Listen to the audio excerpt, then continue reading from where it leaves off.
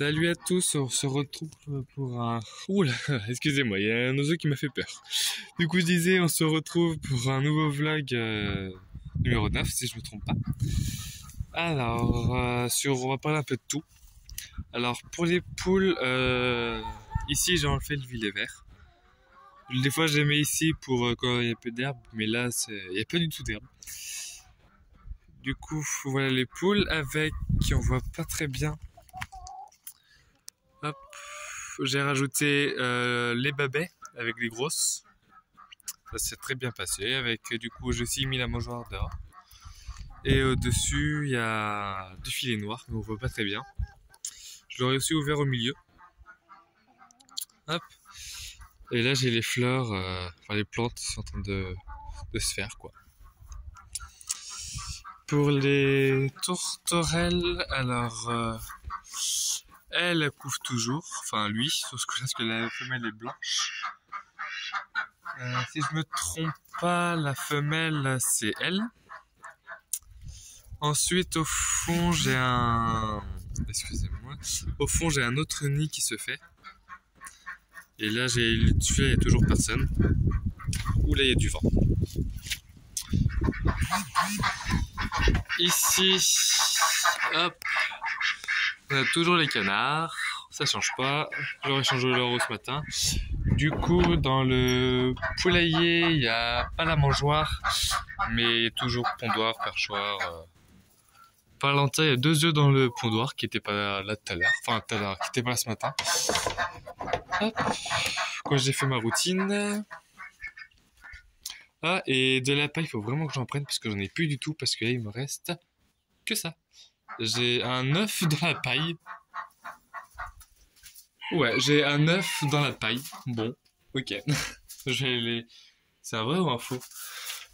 Ah, c'est un œuf factice. Ok, bon, je vais les ramasser. Je sais pas comment il a atterri là. Hop, voilà. Si pour le coq. Alors, petite terre s'il te plaît, merci. Pour le coq, il a le coryza. Non, il est pas mort, vous inquiétez pas. Coucou, Coco. Ouais, il dort. Hein.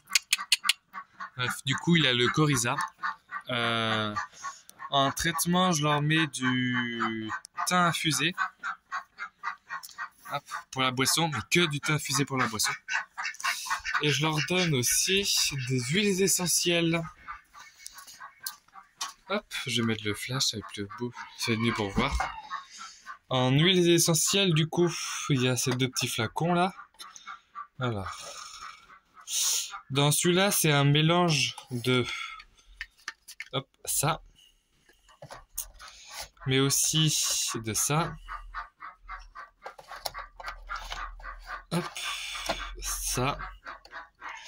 Et aussi, hop, celui-là, le dernier, le blanc là. Hop. Attendez que je réussisse à mettre ça correctement. Voilà.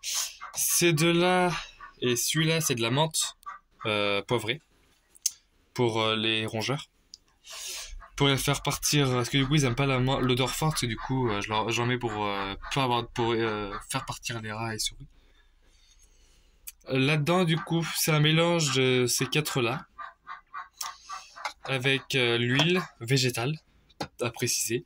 Je mets 2 gouttes de l'huile essentielle de mélange, le mélange ici avec 2-3 gouttes de l'huile végétale. Avec du coup je mélange, j'aspire avec ça et hop dans la bec de poule, de la poule et du coq parce que j'ai aussi une poule qui est infectée. Du coup, je leur mets directement dans le bec. Voilà. Si vous voulez une vidéo plus précise sur ça, dites-le moi, je vous fais une vidéo, il n'y a pas de souci. Elle durera pas longtemps, mais bon, ça peut toujours être intéressant comment soigner le coryza, quoi. Hop. Ici, toujours les cailles, avec du coup, ici j'ai planté de la menthe et du thym. Menthe verte et thym commun. Du coup, la fusion de thym, j'avais 2 bouteilles. Du coup, il y en a une qui est encore pleine et l'autre qui est derrière, elle est vide. Du coup, c'est ma poule Sussex, une des 2 poules Sussex qui est contaminée. Hop. J'ai une poule qui couve, la poule Babet. Elle couve 8 œufs. J'ai E4, il y a un petit dernier là qui est couché. Ouais, oui, il veut pas trop bouger. Hein. Ouais, il est couché, vous inquiétez pas, il est pas mort. Hein. Tout à l'heure, il bougeait encore. J'aurais changé l'eau et j'aurais changé l'eau ce matin et j'aurais mis des graines ce matin, mais c'est des poussins. Et du coup, la poussinière, elle est prise par les canetons. Elle est en égo. Du coup, voici les 3 canetons pour l'instant. Du coup, les canetons collent vers n'importe quoi, Grégory.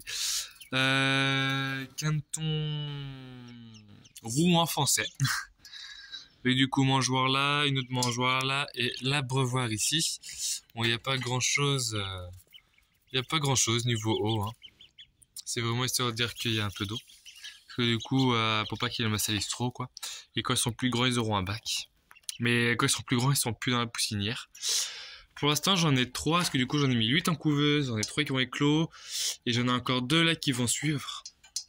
Ils sont encore dans la couveuse, mais j'ai dû les aider parce qu'ils n'arrivaient pas à sortir, et du coup, ils sont en pleine éclosion pour l'instant. Et à mon avis, soit ce soir ou soit demain, ils vont les rejoindre. Ils sont sous les petits canetons. Il y en a un des 3 qui a un problème avec la coquille d'œuf, parce que du coup... il y a le sorte de cordon qui reliait le poussin à la coquille d'œuf il n'arrivait pas à s'en débarrasser. Du coup, je l'ai quand même mis là, parce qu'il était plus que sec dans la couveuse, du coup, je l'ai mis là. Et j'ai attendu que ça se passe, et du coup, au bout de 3-4 heures, le truc s'est enlevé tout seul, et voilà. Hop, du coup, en nourriture, hein, c'est miettes pour poussin. Hop. Et là, de toute façon, mon objectif 2023, c'est de faire maximum de poussins. Minimum 50, en tout cas, j'aimerais bien. Hop. Enfin, poussins des jeunes, quoi que ce soit poussins, caneton ou kaito. Et je compte pas les tourterelles, parce que les tourterelles, c'est vraiment parce que j'aime leur chant. De base, c'était pas pour les reproduire. Et du coup, c'est tout pour... Ils sont partis là-bas encore. C'est tout pour ce vlog. Allez, salut!